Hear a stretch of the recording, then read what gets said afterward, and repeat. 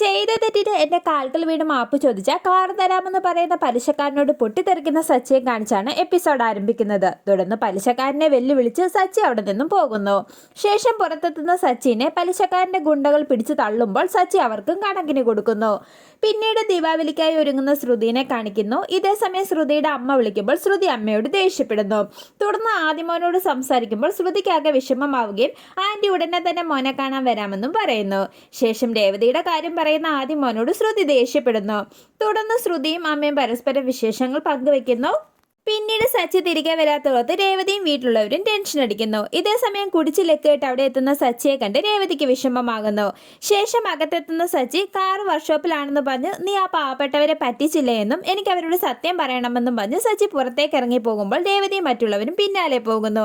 ശേഷം അയൽക്കാരോട് സത്യം പറയാൻ ഒരുങ്ങുന്ന സച്ചിനെ രേവതി തടയുകയും ഞങ്ങൾ ദീപാവലിയായിട്ട് നിങ്ങൾക്ക് മധുരം തരാൻ വന്നതാണെന്ന് പറഞ്ഞ് അയൽക്കാർക്ക് മധുരം കൊടുക്കുകയും സച്ചിനെ അവിടെ നിന്ന് പിടിച്ചുകൊണ്ട് പോവുകയും ചെയ്യുന്നു. ശേഷം വീടിനകത്തെത്തുന്ന സച്ചിയെ എല്ലാവരും ചേർന്ന് നിർബന്ധിച്ച് ആഹാരം കഴിക്കാൻ പിടിച്ചിരുത്തുന്നു.